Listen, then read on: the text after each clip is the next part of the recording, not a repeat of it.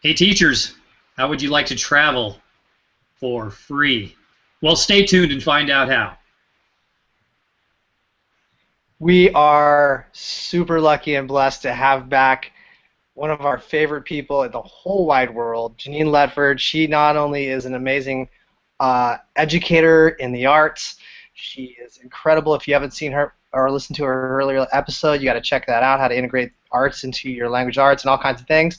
She's here today to talk, but I did want to show this because she has a cover on the book. There she is. It's the American Teacher Heroes in the Classroom book. If you haven't checked this out, great stories about educators across America. Genein, thank you so much for coming back.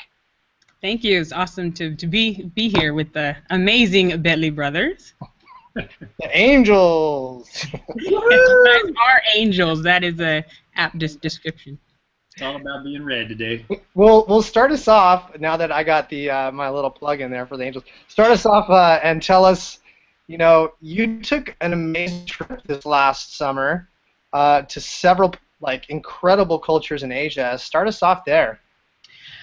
This was certainly one of the pinnacles of my excursions with doing free trips for educators.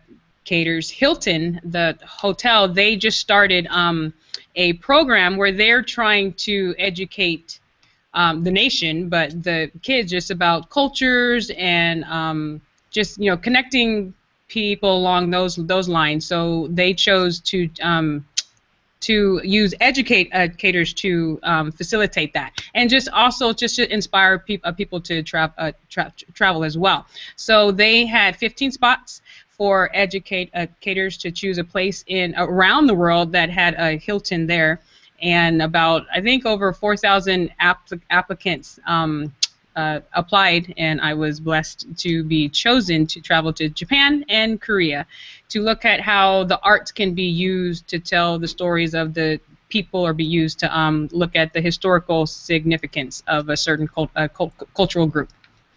So it was amazing. So tell us, where exactly did you get to go? Did you get to go into schools, or was it more just general cultural travel? It was a more general cultural travel. I would have loved to have visited schools, but I would have just really needed to try to make more connections. But this one is where you are in charge of your own itinerary. So you tell them where you want to go, and you have to set everything up. There's other programs where everything is set up for you, and you just show up. But this one, I flew into Japan to Tokyo, and then I went straight down south all the way to Hiroshima. Flew out of Hiroshima into Seoul, took a bus to the west part of Seoul, stayed there for a few days, and then took a bus back to the eastern. Oh no, not the west part of Seoul, but the west part of Korea, and then took a bus back to Seoul, and just dived into the language, the food, the culture, the dance, the arts of course, the nature, and just being there was amazing. Do you feel like it had an impact on your teaching, or that you, through that experience, could have an impact on other people's teaching that might have followed you somehow, or that you shared with? Yes, because I believe teaching, you need to look at perspective. And as we give information to the students through whichever source we have, you know, and we talk about primary sources and secondary sources, we need to be aware of perspective. And because, you know, the history books come from a certain perspective. So it was really good to get out of the American perspective and to go to Japan and look at Hiroshima, where the atomic bomb was dropped, and see how they viewed it, you know. But was mind-blowing was going to Korea, which I don't know if you know the history between Japan and Korea and all that stuff that went on in the 1900s and many years before that, but also talk to Koreans and get their perspective on not only like Americans, but on the Japanese as well. So it was, as I was just standing in a new place of viewing the same event in history. And I actually got to sit down with a woman. She was like 85, so she was alive in Korea during the occupation and during all the rough times that Korea had. And I also got to see just the similarities between culture groups in America and culture groups in Korea as well, and just look at those differences and similarities as well. So really, I mean, travel. I think I wish I would have wrote it down. There's a great quote from Mark Twain that just talks about the importance of travel and how it gets you out of your mindset and it helps you move around and look at things from different perspectives. So this trip really was huge in that aspect.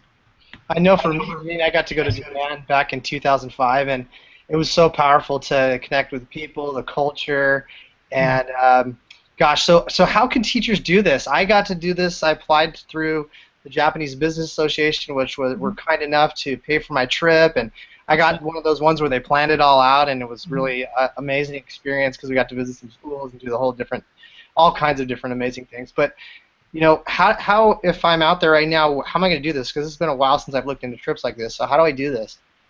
Well, the first thing is you have to do, is to make a point to look for these. If you go to my website at JeneinLetford.com, I do have a blog that has several links to the fellowships there.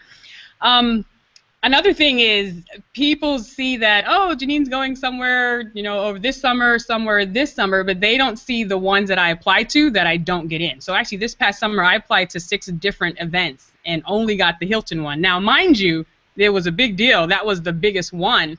But I applied to 2 NEHs, which stands for National Endowment of Humanities.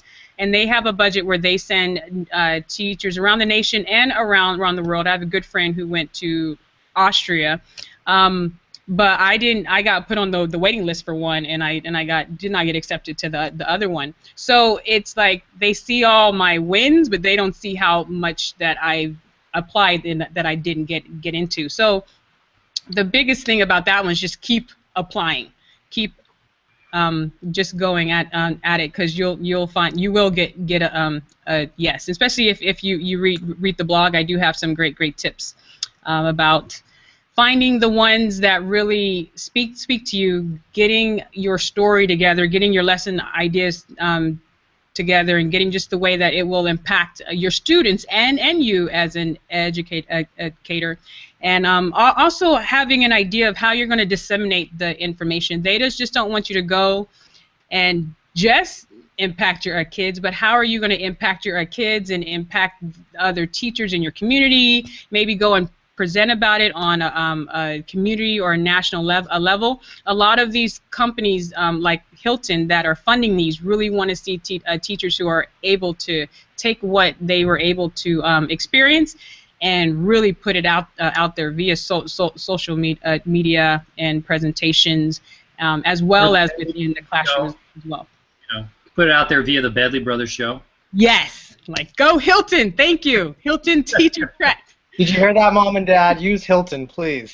Hey, Jenein, did you, in retrospect, did you do anything different on your application for the one that you won with the Hilton than you did on the other ones, or was it? Are you allowed to tell us that secret?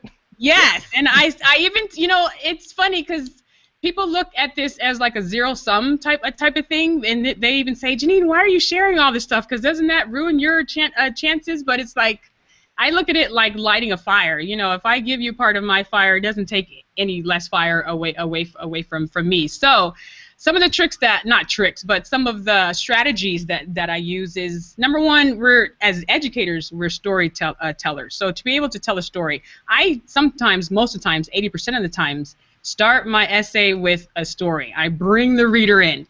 And for my my Japanese story, I talked about how, and this is a true story, a kindergartner came up to me, and I teach in a high Latino demographic. So for some of the kids, I'm their only African American person in their life. So he came up to me and kind of rubbed my hand. He was like, why are you brown and I'm not, and I just thought that was a beautiful thing for me to be able to be there as he discovers that we all are, you know, we all have differences on the outside, but we all have the common goal of coming together and learning and sharing stories and growing. So that's the particular story that I used for that one.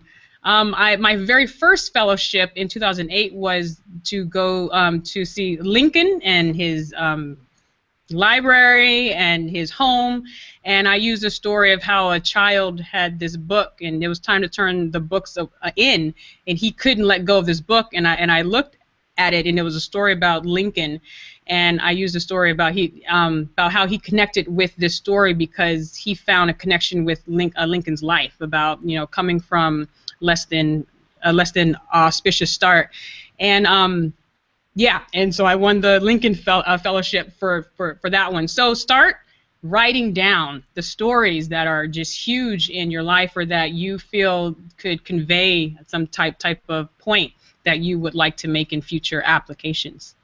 Very Well, cool. we're about out of time, so they're going to have to read your blog to learn more, I guess, huh? Well, it's there. It's there. All Where do right. you go again, Genein? Huh? Where can they find your blog again? It's www.Genein Letford, Genein Letford, Letford.com. Hey, Genein, I got to say this before we end the show. I heard a quote this morning, and it made me think about you. So listen to the whole quote. It was basically this: that there's a lot of drains in life and a few fountains, and so be a fountain. And I see you as a fountain, and we really appreciate you coming on the show and sharing, and what an awesome time to have you back on. Thank you. Oh, I love quotes, by the way, so that's perfect. Thank you.